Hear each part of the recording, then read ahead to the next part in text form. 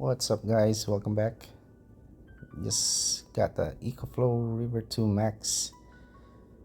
It's got delivered. I just want to show you guys real quick how it comes. And this is the box. That's literally the box. There's no other box inside, as you see here. That's it. But it comes pretty padded, so it's pretty protected. So it comes with all these cables, the 5521, the AC, and the cigarette lighter plug. Came in at 31%. We're gonna charge it up later on. It looks really nice. You got the USB-C both in and out. It's bi-directional. I really like that. 4 AC plugs, 2 with the ground. The cigarette lighter here, 2 5521 connector at the bottom. You got that cover.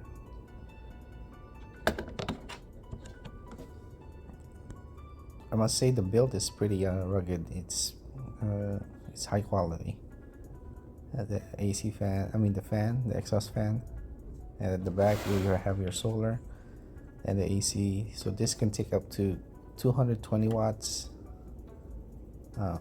solar input, up to 50 volts. So you can do a series connections in there, and that's the exhaust. One is ingoing and outgoing on the other side.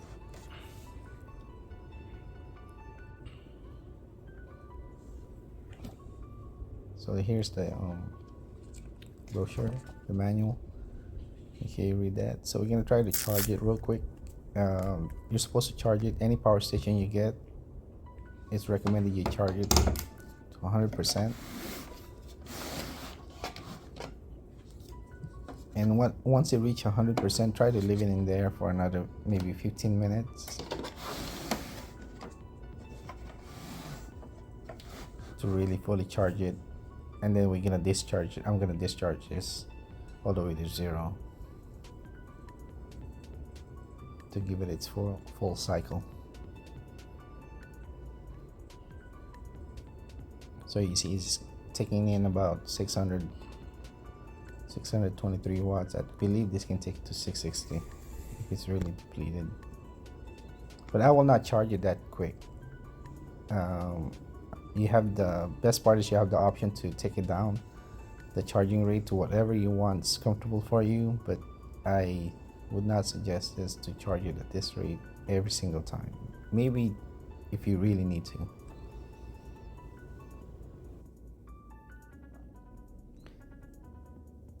It's a little bit of comparison here. The Ecoflow and then EB3A. Just the Ecoflow is a little bit bigger, and this is a Imutu. Right here you'll see a size difference. It's funny how the EB3A is so big for its capacity. And if you see the Ecoflow River, it's so tiny. The Imutu is 622 watt hours. I don't suggest this power station because the LCD you can't even see it when you turn it on. But look how small this Ecoflow, compared to EB3A, is really not that big, and with double the capacity pretty much. So I'm just gonna try to plug this in the cigarette lighter. I don't know what you really call this, guys. I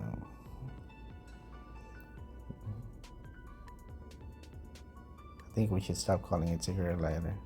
The DC input. There you go. 12 volt socket. I think that's a better term. There you go.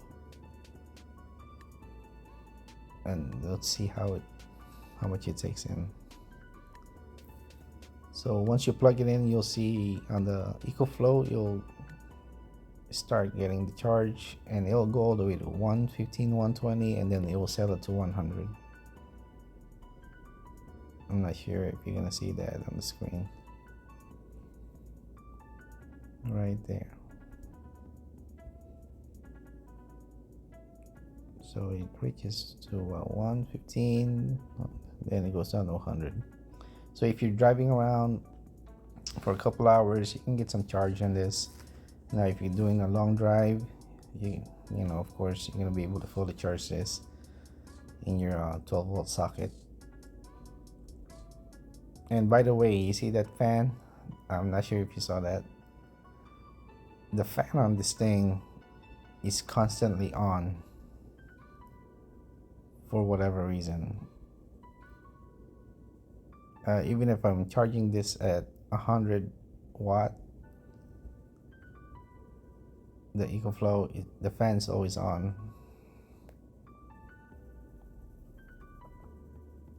Just want to show you real quick the USB-C. You can also charge it with USB-C, and it will take in about 95 watts. As you see here. So that's the one thing I like about the Ecoflow as well, is it has bi-directional. So, not like this EV3A.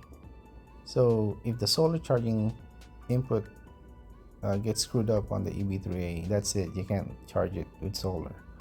On the Ecoflow, if you have a foldable panel that has a USB-C plug in there, you can still charge this through solar. You have that option. The EV3A, you don't.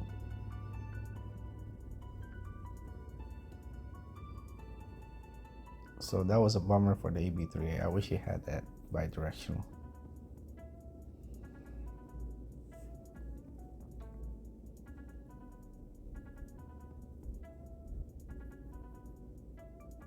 There you go.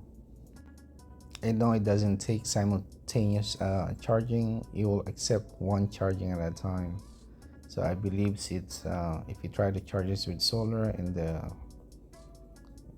AC and USB-C, it will prioritize AC. And the least priority of charging is solar, from what I experienced on this thing, which is should be solar first, right? So this, I just want to show you guys this. It's charging at 250 watts. I went to the app, lowered it down, and I want to see how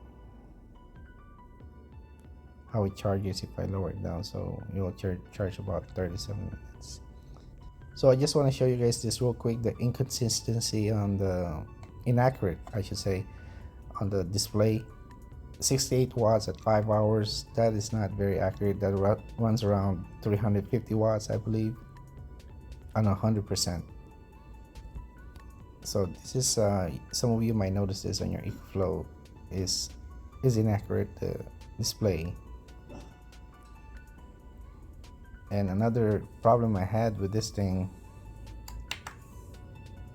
is the 12-volt socket. If I try to use it to charge my EV3A, it's only giving me a max input of 17 watts. And this is almost fully charged. So that should not be the case. And I'm gonna show you that this charges fine with 12 volt, because I will plug it into another power station and it will accept about 80 watts or close to it. I try to unplug it and plug it back in, it will get 22, then it will settle to 17. So there is something wrong with the 12 volt socket. I also tried the 5521 and it's the same output, and I contacted the Ecoflow about this, and I'm returning it actually. So I just want to show you guys this on the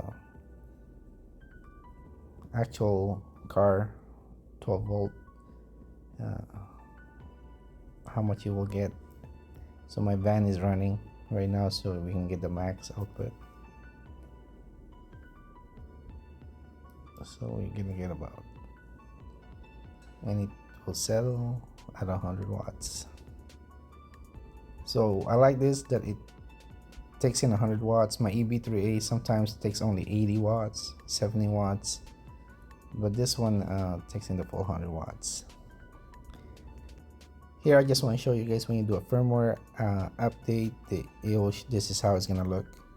It's gonna show up on the screen, then it will reboot and reset itself. So if you need to do that, this is how it looks. And here I tried to brew some coffee,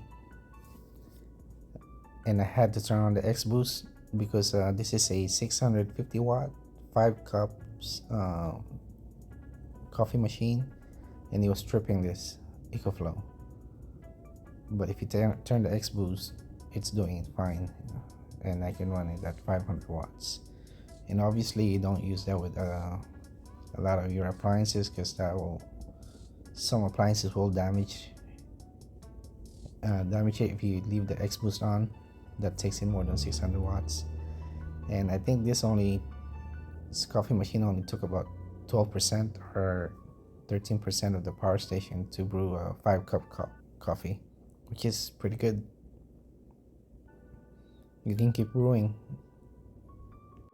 So what do I like about this power station? I like the power station that it's rugged, the USB-C, the pretty decent solar input.